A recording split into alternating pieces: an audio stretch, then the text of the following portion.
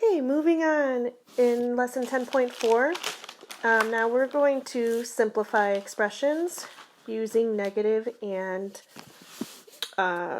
zero exponents.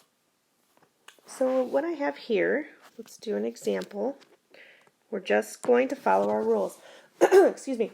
Remember, guys, I always tell you, math is really not that difficult if you just remember the rules and follow the steps.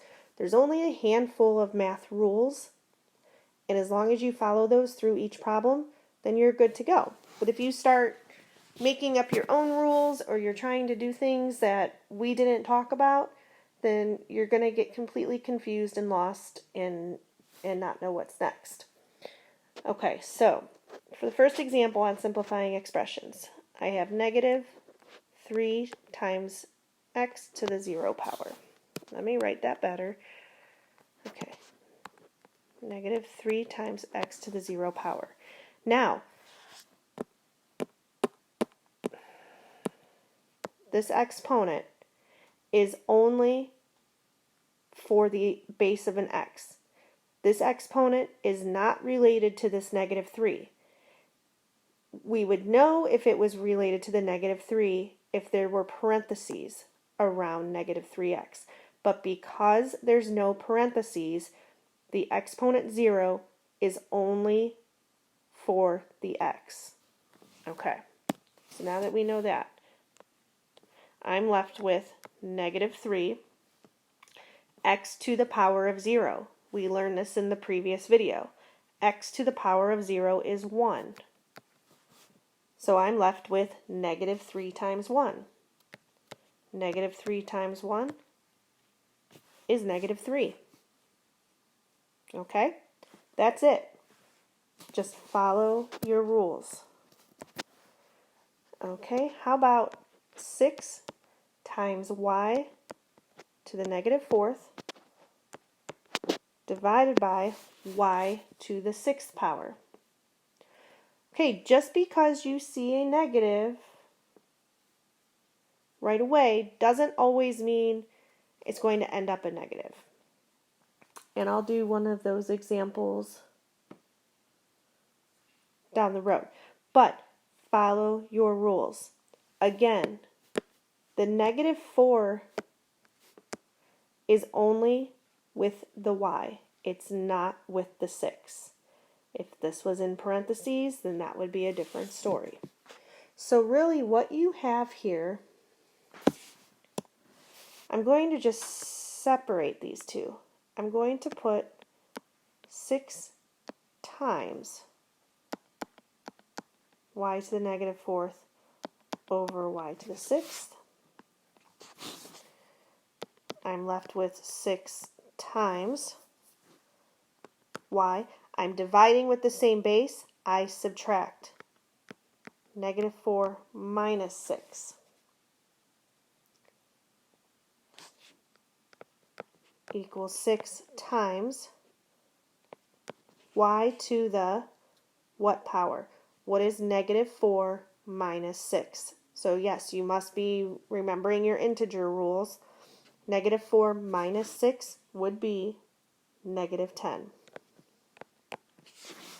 Okay, again, the negative 10 is only with the y, it's not with the 6.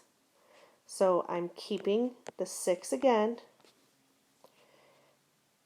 Y to the negative 10th power is the same thing as saying y to the negative 10th power over 1. I need to flip it and make my negative 10 a positive 10.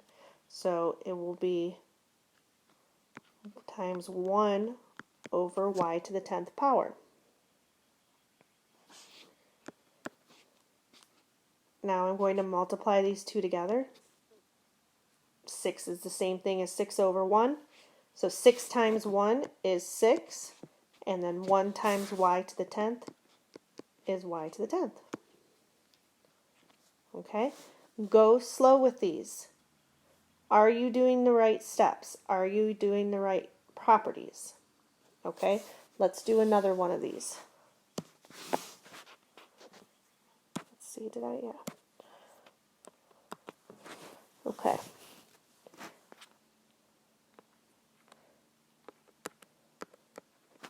9 times y to the negative 3 over y to the 5th power. Okay? So this equals 9 times y to the negative 3 minus 5, because I separated it and now I'm dividing with the same base. I get 9 times y to the negative 3 minus 5 is negative 8, which leaves me with 9 times 1 over y to the 8th power,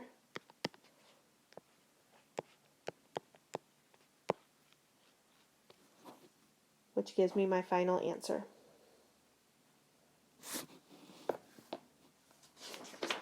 Okay, let's do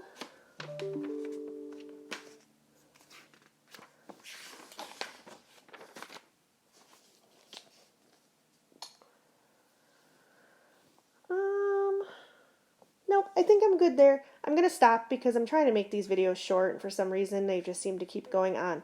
So if you're doing your assignment today and you're stuck, reach out. We can hop on Google Meet, or I can make just a quick video for you and send it to you, whatever works, okay? Just know I'm here. I want you guys to actually learn the material. I don't want you to just rush through it and be like, okay, I did my work, and but you didn't learn anything, okay? Again, you know, this is weird circumstances, how we are learning now, but you still have to learn the material, okay? So you guys can be successful in algebra next year. All right. Thanks so much, guys.